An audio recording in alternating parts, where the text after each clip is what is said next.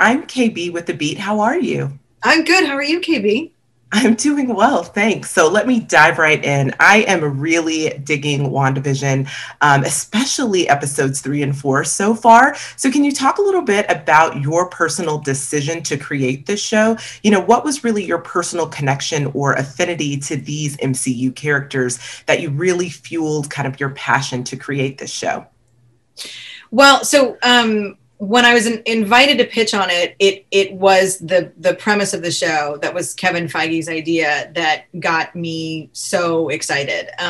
The idea of combining two totally seemingly incongruous things, sitcoms and the MCU. It just seemed like such an enormous challenge to do that and have it not feel like a gimmick, and have it have emotional weight. And to me, that's about tying it to the psychology of the main characters. And Wanda was fascinating to me, because, you know, I think she's so misunderstood always, like in every scenario. And so it just seemed like the perfect opportunity to play with form and genre and tone, and then also, at the very heart of the story, you know, dig into a complex female character. Yeah, I think you're right about that. You know, Wanda in the comics books as well is always such like a complex character, and she often gets a bad rep. So, you know, there's a plethora of comic book canon to pull from, obviously. So how did you really strike the balance of kind of using the source material while also creating something fresh and new and making sure that these characters get something new that may eventually become canon? Thank you. That's a great question. So the idea of sitcoms and WandaVision is nowhere in the comics. So sort of by the very nature of the concept, it is its own animal. You know, there are a lot of visuals from many of the comics of Wanda and Vision in various domestic scenarios, and some just, you know, and so that sort of notion of seeing them outside of the very fraught, very tense, very stakesy MCU, that was there in the art. And so, you know, we looked in at a lot of those for inspiration.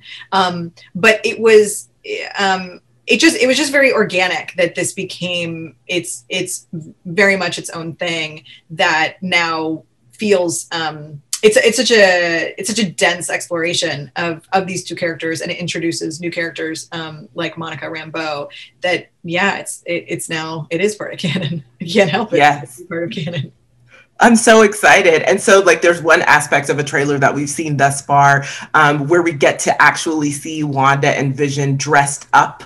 It looks like Halloween, but they are dressed up as kind of throwback or callbacks to the comic book characters. So like, will we get to see kind of more of those little nuggets kind of beyond that episode as the season progresses?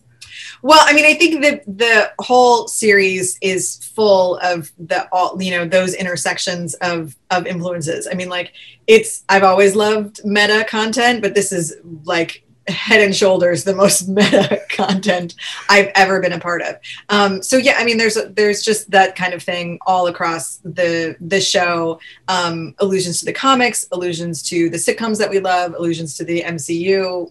We sandwiched as much as possible into the show. I love that. And of course, you know, it spans many, many decades. We've already seen 3 thus far, and I know that we have a couple more coming. So by the end of the season, will we really understand kind of the significance of why you guys chose so many decades for these particular sitcoms?